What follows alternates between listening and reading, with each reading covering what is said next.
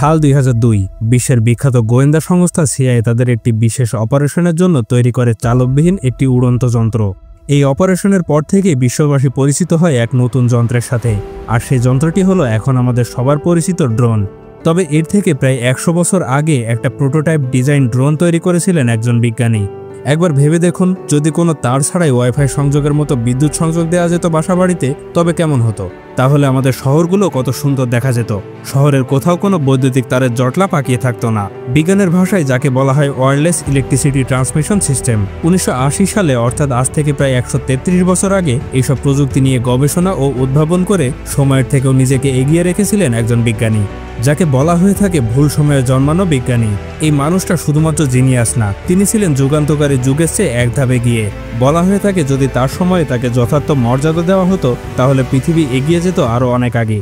স্বাগতম এক্সপ্লেনেশনের আরেকটি রহস্যময় এপিসোডে। ভিডিওটি অনেক ইন্টারেস্টিং এবং তথ্যপূর্ণ হতে চলেছে, তাই সম্পূর্ণ দেখার অনুরোধ রইল। আর যারা আমাদের চ্যানেলে নতুন, তারা অবশ্যই পাশে থাকা সাবস্ক্রাইব লেখাতে প্রেস করে বেল আইকনের অপশনটি সিলেক্ট করবেন। সাল 1893 যুক্তরাষ্ট্রের শিকাগো শহরে অনুষ্ঠিত হচ্ছে ওয়ার্ল্ড কলম্বিয়ান এক্সপোজিশন। প্রথমবারের মতো এই মেলা আলোকিত করার জন্য ব্যবহার করা হয়েছে পরিবর্তী বিদ্যুৎ বা এসি কারেন্ট। পরিবর্তী বিদ্যুৎ হলো এখনকার সময়ে আমরা বাসাবাড়ি, কলকারখানা এই সব জায়গায় যে বিদ্যুৎ ব্যবহার করে থাকি। এর আগের বছরগুলোতে মেলা আলোকিত করতেন টমাস আলভা এডিসন তার সমবিদ্যুৎ বা ডিসি কারেন্ট ব্যবহার করে। এই মেলায় একটি নতুন স্টলের দেখা মেলে, যেটা এর আগে কোনোবার ছিল না। স্টলটিতে প্রদর্শিত হচ্ছে নানা ধরনের বৈদ্যুতিক যন্ত্রপাতি।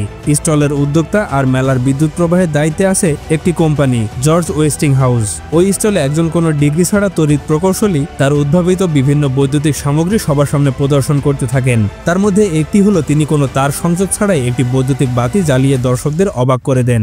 ম্যাজিক অথবা ভাওতাবাজি, এসব ভুল ধারণায় থাকা দর্শকেরা অবশ্য জানতেন না 2 বছর আগে লন্ডনে এর উদ্ভাবক এই একই প্রদর্শনী করেছিলেন। তবে 1893 সালের ওই প্রদর্শনী সর্বসাধারণকে বুঝিয়ে দিল বিনা তারে বৈদ্যুতিক শক্তি এক স্থান থেকে অন্য স্থানে ট্রান্সফার করা সম্ভব। আর এই বিখ্যাত আবিষ্কারক ও তড়িৎ প্রকৌশলীর নাম নিকোলা টেসলা। এই মেলাতেই তিনি পৃথিবীকে বৈদ্যুতিক তারমুক্ত করার এক যৌক্তিক ব্যাখ্যা সবার সামনে তুলে ধরেন। এডিসনের ডিসি কারেন্টে কিছু অসুবিধা ছিল। এই বিদ্যুৎ পুরো শহরে প্রবাহের জন্য কয়েক মাইল পরপর বিদ্যুৎ কেন্দ্র স্থাপনের প্রয়োজন হতো। এক জায়গা থেকে অন্য জায়গায় বিদ্যুৎ সরবরাহের জন্য মোটা তারের জঞ্জাল লাগতো। এদিকে এসি কারেন্টের ভোল্টেজ অনেক বাড়িয়ে চিকন তারের মধ্য দিয়ে বিদ্যুৎকে এক স্থান থেকে অন্য স্থানে পাঠানো সম্ভব হতো। এই কারণে ইউরোপে অনেকেই সেই সময় ডিসি কারেন্টের পরিবর্তে নিকোলা টেসলার এসি কারেন্ট ব্যবহারের চেষ্টা করেছিলেন, যার ফলস্বরূপ বিদ্যুতের ইতিহাস লেখা হয় নতুন করে। শুধুমাত্র ইন্ডাকশন মোটর কিংবা এসি বিদ্যুতের ব্যবহার অথবা বিনা তারের শক্তি স্থানান্তর নয়, নিকোলা টেসলার এই অনন্য উদ্ভাবন আজ আমাদের দৈনন্দিন নানা কর্মকাণ্ডের সঙ্গে যুক্ত। সাল 1882 নিকোলা টেসলা সেই সময়ে আরেক প্রখ্যাত বিজ্ঞানী টমাস আলভা এডিসনের কোম্পানির ফ্রান্স অফিসে কাজ করার সুযোগ পান। তার কাজ ছিল বৈদ্যুতিক যন্ত্রপাতির নকশা তৈরি করা এবং তার উন্নয়ন ঘটানো। 2 বছর পরে কোম্পানির সদর দপ্তর নিউ ইয়র্কে তিনি কাজ করার সুযোগ পান। সেখানে এডিসনের তত্ত্বাবধানে তার কাজ করার সুযোগ হয়। আর সেখান থেকে শুরু হয় বিখ্যাত এডিসন টেসলা ঝগড়া, যেখানে টেসলা দাবি করেন তিনি এডিসনের জেনারেটর এবং মোটরকে আরও উন্নত করতে পারবেন, যার ফলে সেগুলোর দক্ষতা যেমন বাড়বে তেমনি কোম্পানিকেও লাভবান করবে। প্রস্তাব শুনে এডিসন রাজি হন। যদি এই কাজে টেসলা সফল হন, তাহলে তাকে $50,000 দেওয়ার অঙ্গীকার করেন। কিন্তু সফল হওয়ার পরে এডিসন তাকে টাকা দিতে অস্বীকার করেন এবং তিনি বলেন, তুমি আসলে আমেরিকান কৌতুক বুঝতেই পারোনি। অভিমান করে টেসলা তাৎক্ষণিকভাবে পদত্যাগ করে এডিসনের কোম্পানি থেকে বের হয়ে আসেন। এডিসনের কোম্পানি থেকে বের হয়ে আসার পর তিনি সেই সময়ের কয়েকজন ধনী এবং উদ্যোগী ব্যক্তির সহায়তা পান। তাদের অর্থ সহায়তায় তিনি ম্যানহাটনে নিজের ল্যাবরেটরি তৈরি করেন। সেখানে তার উদ্ভাবিত ইন্ডাকশন মোটরের উন্নতি করার জন্য কাজ করেন এবং এর মাধ্যমে উদ্ভাবন করেন এসি কারেন্ট তৈরির যন্ত্র অ্যাল্টারনেটর। 1917 সালে টেসলা প্রস্তাব করেন বিদ্যুৎ তরঙ্গের মাধ্যমে সমুদ্রের মধ্যে সাবমেরিনের অবস্থান নির্ণয় করা সম্ভব। কিন্তু দুর্ভাগ্যক্রমে সেই সময় মার্কিন নৌবাহিনীর গবেষণা প্রধান ছিলেন টমাস আলভা এডিসন। তিনি দাবি করেন এটি কোনো কাজেই লাগবে না, তাই তিনি তার এই প্রস্তাবকে নাকচ করে দেন। 1930-এর দশকে এমিলি গিয়ারডিউ একই নীতি অনুসরণ করে রাডার উদ্ভাবন করেন। 1928 সালে টেসলা তার শেষ পেটেন্টটি খুঁজে পান, আর সেটি ছিল একটি উড়োজাহাজের, যেটা খাড়াভাবে উড়তে সক্ষম ছিল। বলা যায় এটি ছিল প্রথম হেলিকপ্টারের ধারণা।